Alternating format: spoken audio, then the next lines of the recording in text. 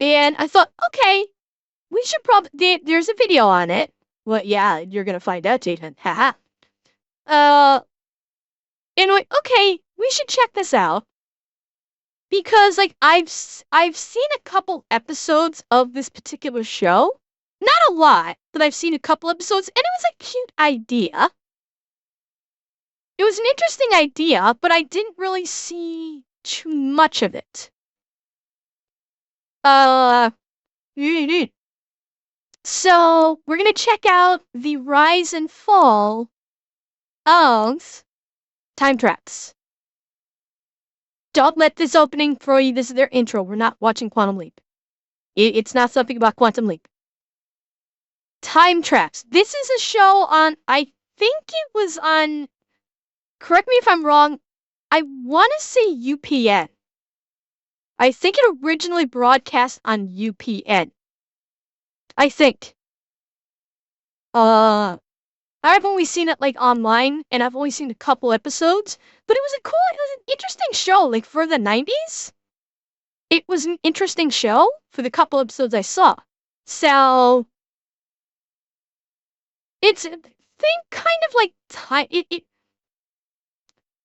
I'm reasonably sure they will probably say, I believe they will probably say, but I think that they came out with this show because of the popularity of Timecop. Because I think this may have come out around the same time as Timecop. And I think this was a way for the network to capitalize on the concept. Yeah, exactly, Hasio. I think it was. He's obviously going to go into it, but I suspect that was the plan. Some sci-fi shows burn bright, dominate pop culture, and leave an undeniable legacy. Others quietly carve out a cult following, only to be forgotten by the mainstream over time. In 1993, a detective from the 22nd century stepped onto primetime TV, offering a blend of futuristic tech, cunning fugitives, and a mission to protect history. Yet it quietly disappeared after 2 seasons. What went wrong? What led to its abrupt cancellation? Let's find out. Okay, Pink, This is the history of time tracks. A special breed of man. A hunter. Traveling through our world. It's the early 90s. Science fiction on television was evolving rapidly, with audiences demanding more sophisticated narratives and better production values. Shows like Star Trek: The Next Generation and Quantum Leap had proven that sci-fi can thrive on the small screen. Chat, we are going to have to, I am going to have to do a Quantum Leap one. I will. I promise you guys I will do a Quantum Leap one because I do love Quantum Leap. Yeah. Leading networks to seek the next breakout hit. At that time, veteran Hollywood producers Harve Bennett, Jeffrey M. Hayes, and Grant Rosenberg envision a high-concept adventure series that blends detective procedural elements with time travel intrigue. Bennett, best known for revitalizing the Star Trek film franchise, brought credibility to the project, while Hayes and Rosenberg provided experience in crafting compelling television. I'm trying to remember where I've seen him in other stuff before, but I cannot remember what I've seen him in. I feel like what the other stuff that I've seen him in, I feel like he was a bad guy. Yeah, he looks real familiar. Let me get I'll wait for the actor's name and then I'll look him up on IMDb. I know I've seen, I just realized what I know him from. Fuck! He was the lead in Pet Sematary. The OG Pet Sematary. He was the lead. That's one thing I know him from. He is the lead from the OG Pet Sematary. That's one thing I know him from. Dale Midkiff. Okay, thank you, Ouch. I know I've seen him in other stuff too. Okay, Oseki, have a good night. I know I've seen him in other stuff too, but yes, that is one thing I remember him from, is from Pet Sematary. But I do know him in other stuff where he was like a bad guy. I'll have to look up in a bit. Narratives. The original idea came from Rosenberg, who saw potential in a time travel police Mouse, show, me too. and together I cried. they refined it into what would become Time Tracks. The show's premise was built on a gripping concept. In the year 2193, many criminals escaped justice by traveling 2 centuries into the past using a time machine called Tracks, created by the nefarious Dr. Mordecai Sambi. To make the jump, the fugitives relied on TXP, a dangerous drug that stabilizes their molecular structure for time travel, but it's lethal after just 2 doses. Was he in the Crow's Salvation? Which one was Salvation? Was that 3 or 4? Was Salvation 3 or 4? I don't remember. 'Cause it was the Crow City of Angels, and then was the 3rd one Salvation? It's been a long time since I've seen the abominations that were the Crow movies post Brandon Lee. I know one of them was it the one that Burt Ward was in? 'Cause Burt Ward wait, is it Burt Ward? No, not Burt Ward. Fuck, what is the actor's name? Oh, this is gonna kill me. The, shit. The actor, okay, I'm going down a rabbit hole, but the actor who was with Kevin Bacon in Tremors, his best friend, who played the character named Bert, that actor was in one of the Crow movies as the Big Bad. Fred Ward, thank you. That's where Fred Ward. Was Salvation the one with Fred Ward? Is that the Crow Salvation? The one where Fred Ward is like a police chief and he's like a bad guy, he's like into voodoo and shit like that. Is that the one I'm thinking of? Okay, so that's one. I don't remember Dale Midkiff in that one, but it's been a while since I've seen it, so that could be why I don't remember it. In response to the crisis, Captain Darian Lambert, played by Dale Midkiff, is sent back to 1993 with a mission: track down the fugitives and return them to the future. His most valuable ally is Selma, played by Elizabeth Alexander, an AI supercomputer disguised as an ordinary credit card. Selma serves multiple functions, providing Lambert with real-time data, hacking into 20th century computer systems, and communicating through a voice or holographic interface. Alongside Selma, Lambert was equipped with the Micro Pellet Projection Tube MPPT, a stun gun disguised as a car alarm remote that can incapacitate. No, fucking no. I need to correct this. It was not a stun gun. The PPT was not a stun gun. It had like it had stun capabilities, but this had like micro pellets in it. One of them could be used to stun. The red one, if I forget if it was the red or the green one, but one of these was used to send to send the criminals back to the future. That was the purpose of one of these. The primary purpose of this was to basically shoot one of these guys with one of these pellets, and one of the criminals with the pellets, and it would send them back to the future. It would basically reverse the chemical that they used to escape to the 200 years of the past, and it would return them to the future. Alex, if you're gonna put out an informational thing on this, do your research. Yes, exactly. One of them, I believe the blue one was a stun one. I don't recall what the green one did, but the red one was the one where he hits him with one of those pellets and it sends them back into the future. So, let's get this right, shall we? And I will say, I do think it was pretty cool that it had the look of a car remote, because this is back at a time when having car remotes like this was not normal. Anybody that had one of these remote alarms on their car, it was a sign of wealth. So, I thought that was pretty cool the way they did this. It was supposed to do Deadly Mouse. That was the whole purpose. It was supposed to look like...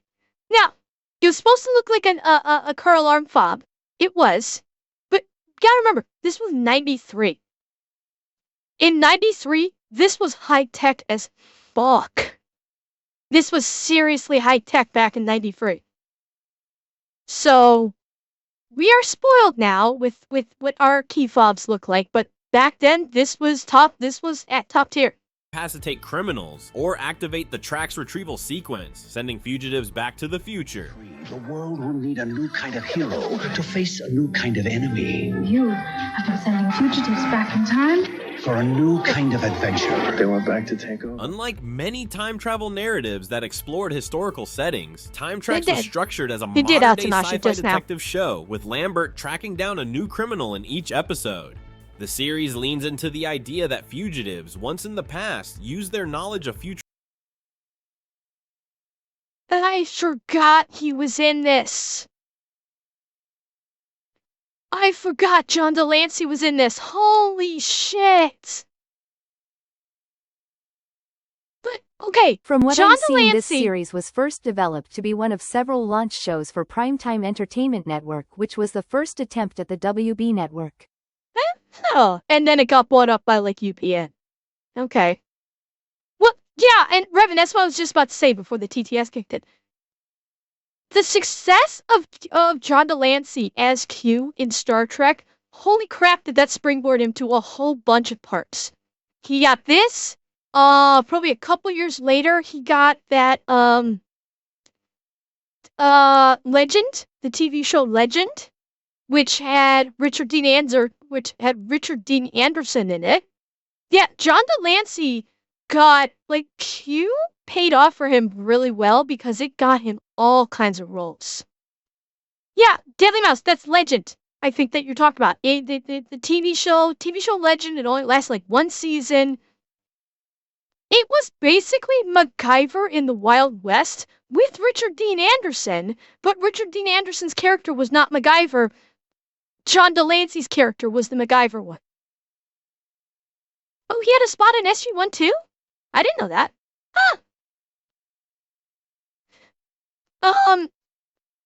Leo, John Delancey also has a voice pack for voice attack for Elite Dangerous.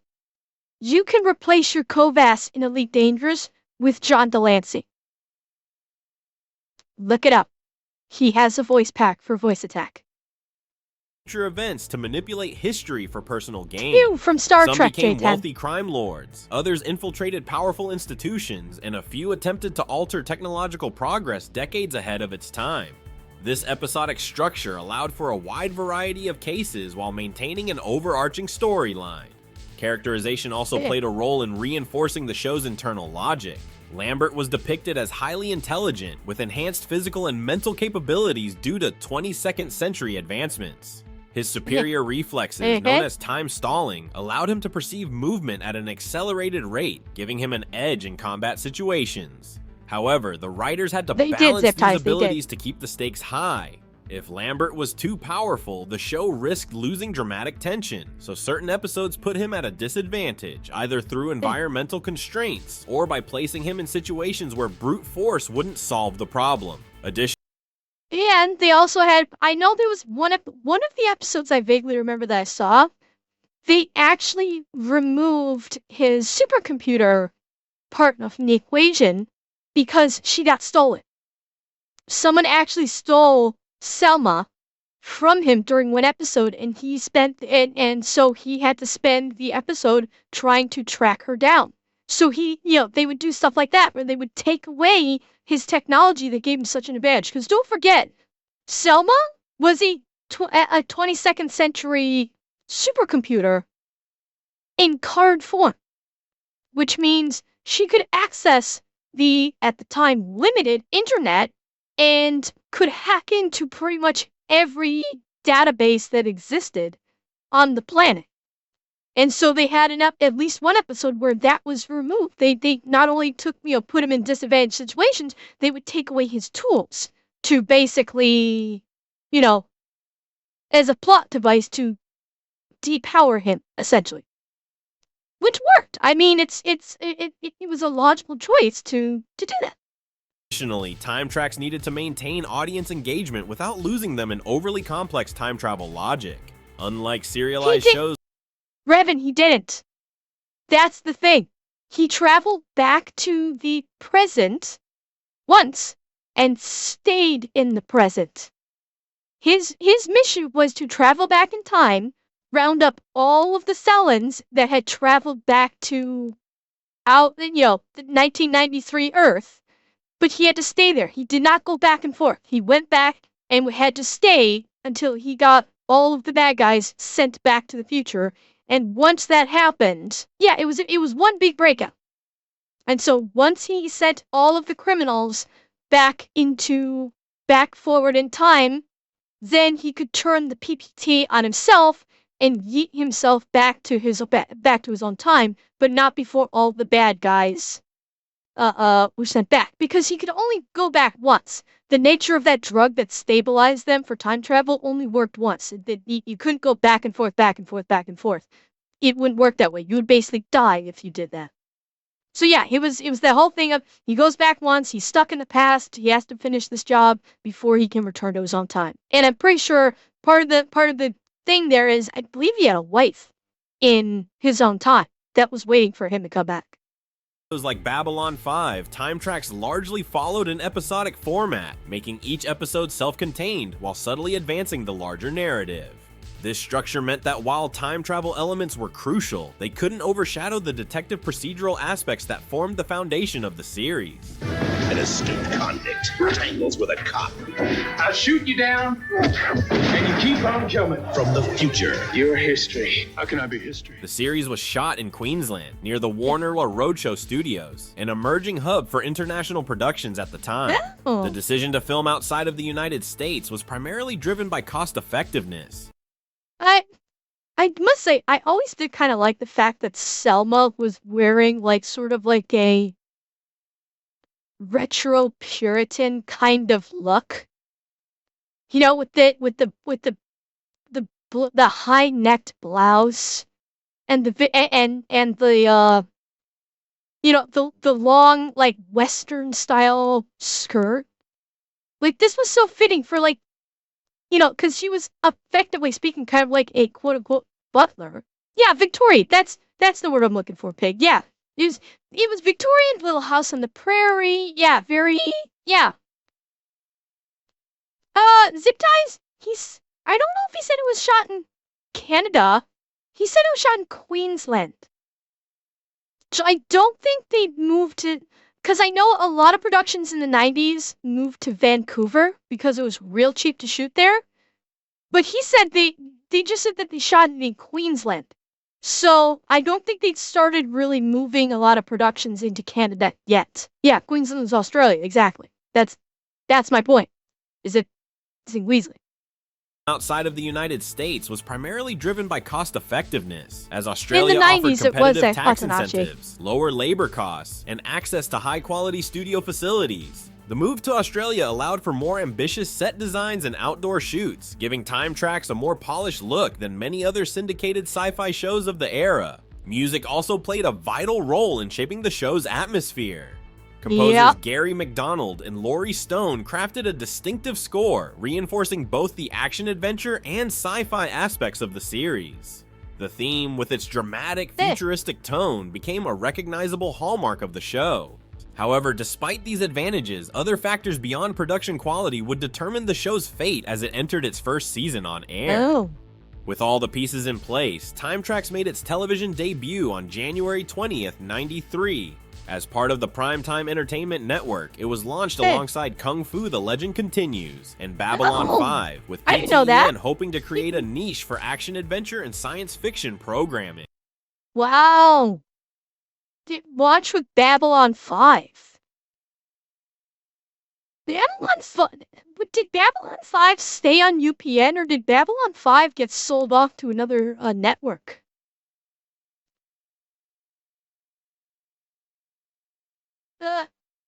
Cause I never watched Babylon 5, please don't kill me. But I've always thought Babylon 5 was on the Sci-Fi Network or something. Am I wrong? Because I didn't think it was on sold off, eventually went to TNT. Okay. Huh. Okay, so it got sold off to TNT. When syndication... Ah, okay. Okay, got it. Okay, so that's what I'm thinking. Okay, so it's TNT, not sci-fi. Gotcha. And I'm pretty sure... Well, no, Kung Fu might have stayed on UPN. Okay.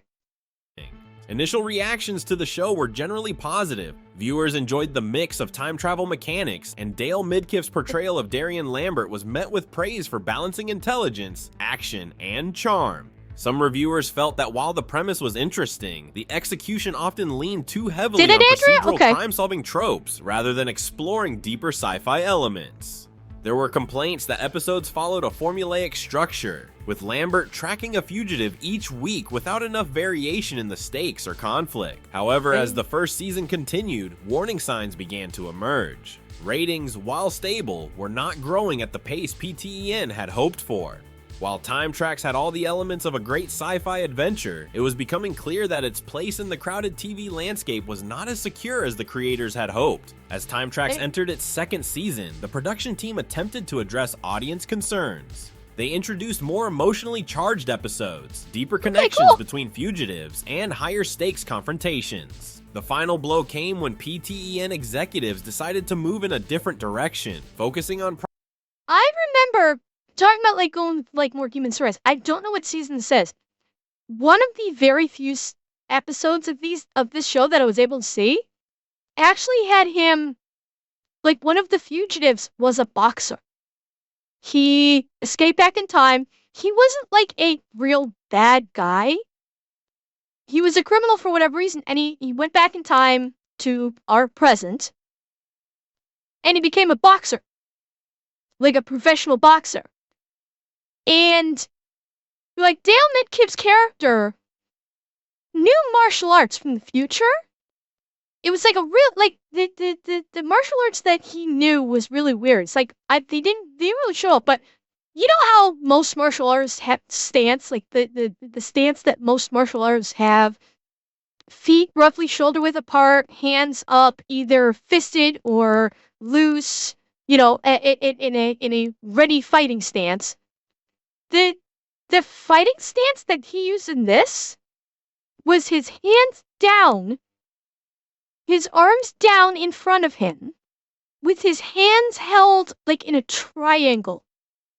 Like his fingers together, and his thumb and forefingers basically forming a triangle. And that was his fighting stance for the martial art that he learned in the future, this super martial art. But when he encountered this boxer, and he was going to take him in, he went to go fight him, he tried to use that martial art on him. You, like, look it up. You could probably find, like, Time Trax martial arts, and you'll probably see the stance that he uses, which is, like, fucking ridiculous. But it's so funny. He went to go use it on this boxer, fugitive, and the boxer knocked him the fuck out without any trouble whatsoever. He's like, yeah, that martial art's good. Doesn't do shit for boxing. Thwack! And just knocked him out.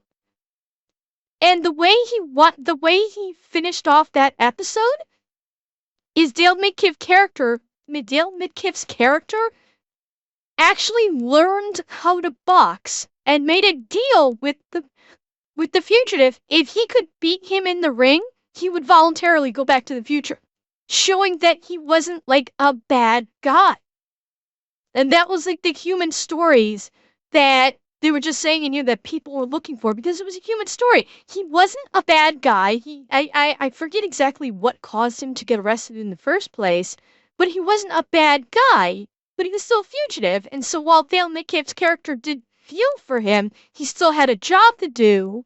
And, you know, it was that it injected that really neat human element. Kikoho? Is that what the martial art, is that what they called it? Okay.